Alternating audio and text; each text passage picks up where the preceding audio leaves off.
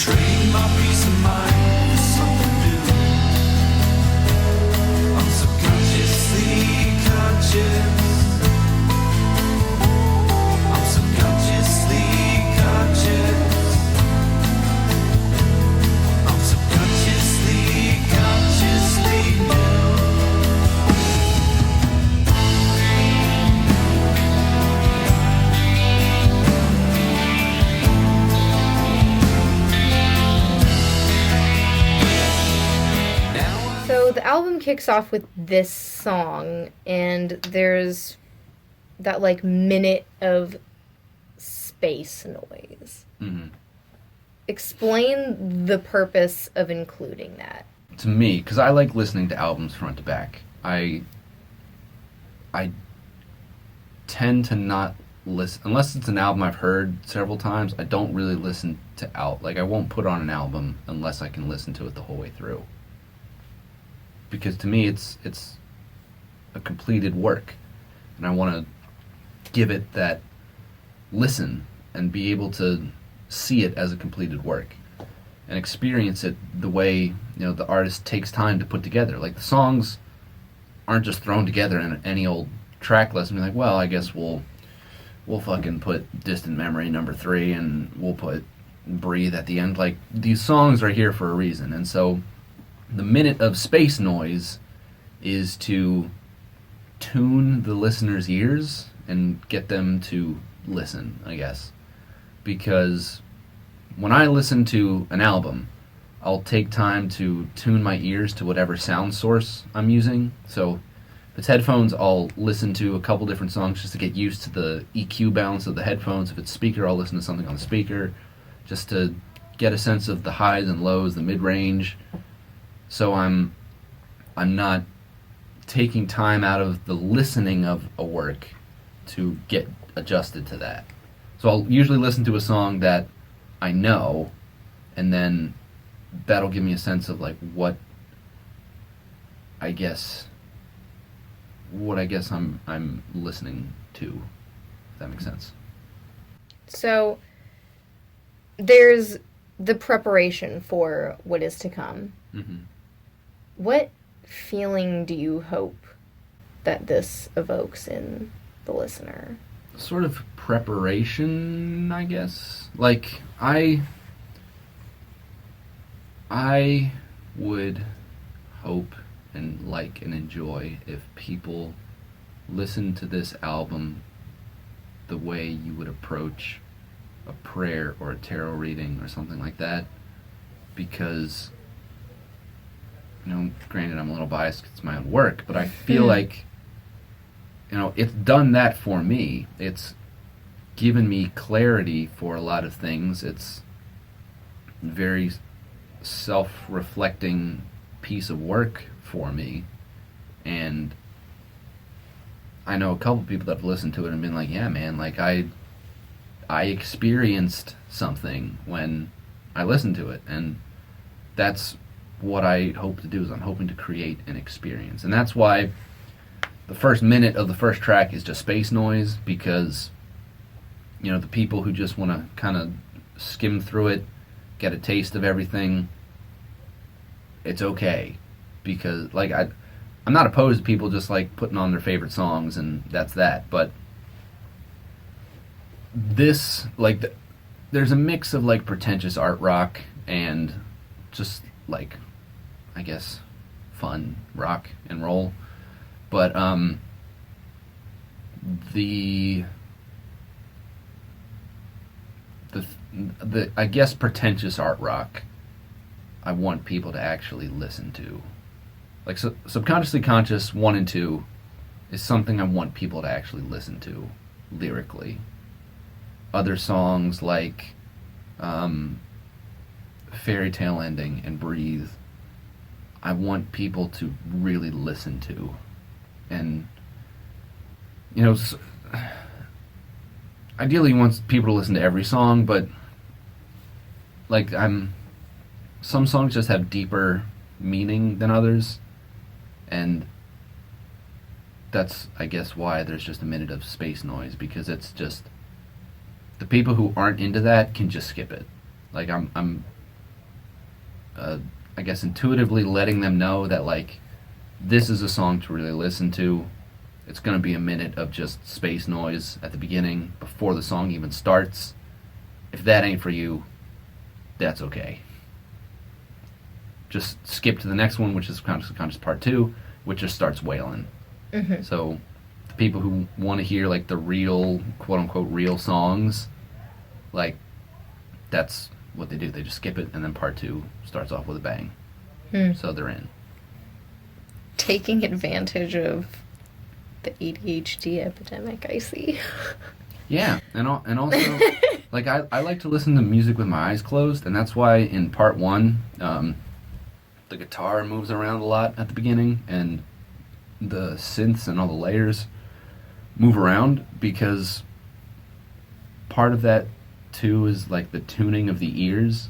Like, being like, it moves around, and it's sonically interesting right from the beginning, so that the people that are listening to it are really like, okay, I'm not just listening, but I'm paying attention,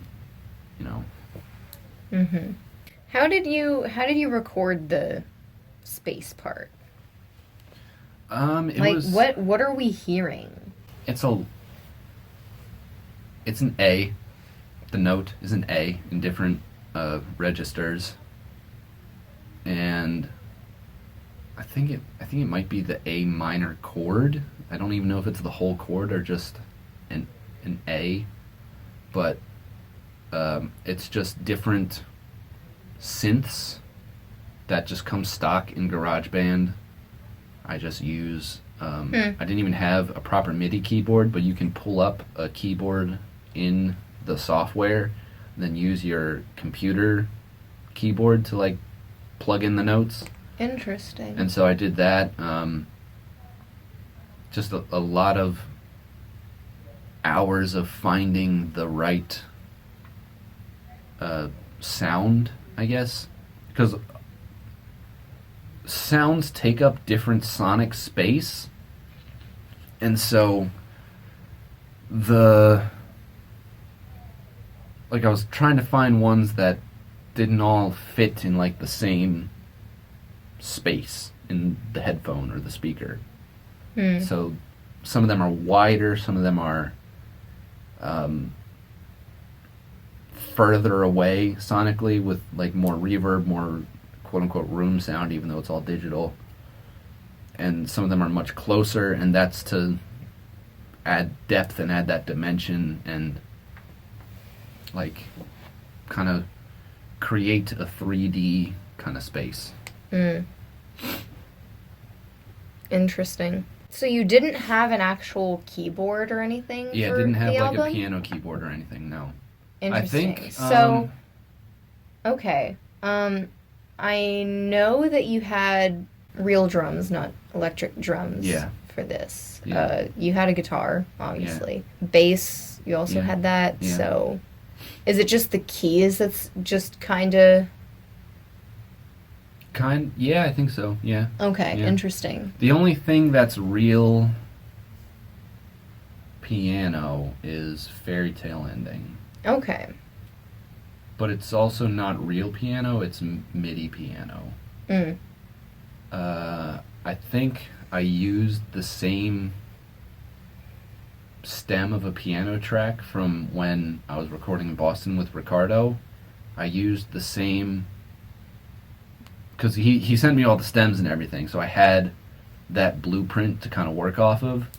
And I think I used that same piano stem for Fairy Tale Ending because I didn't have a piano. I was like, I guess I'm stuck with this piano take because I got nothing else.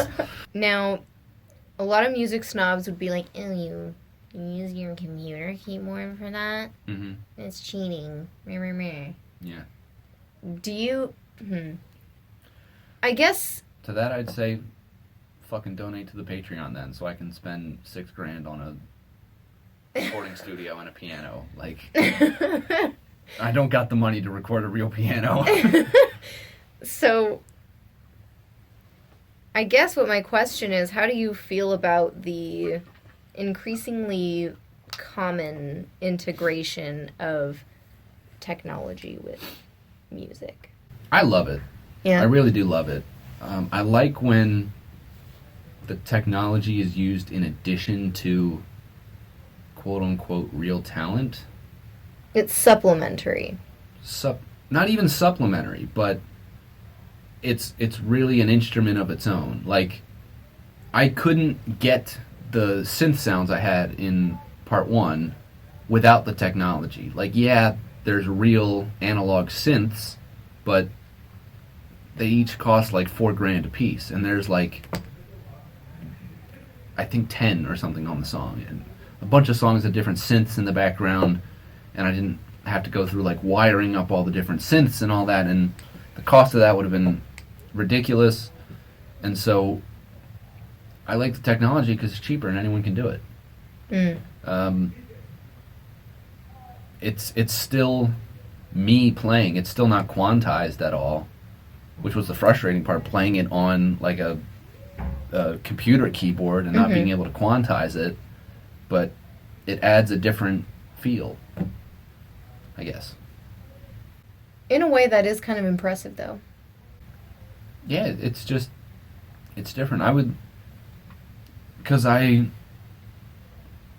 Things that are just,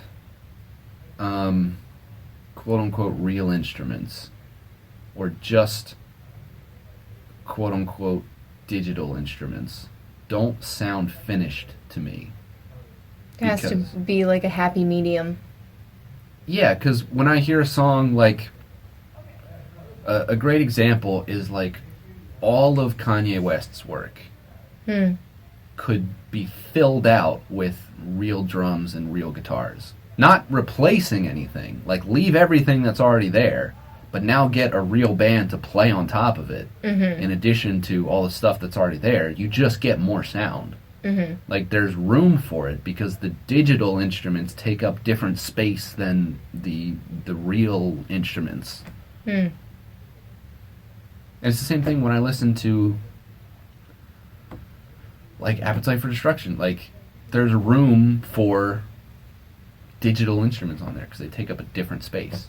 It sounds great the way it is. I wouldn't change it, but if they had the technology and wanted to, there's room for it because they take up different space. Like a real snare drum and a real drum kit sit in a mix in a different spot than an 808 or anything. Like they just do. It's just the nature of recording air moving versus a sound that just exists, I guess.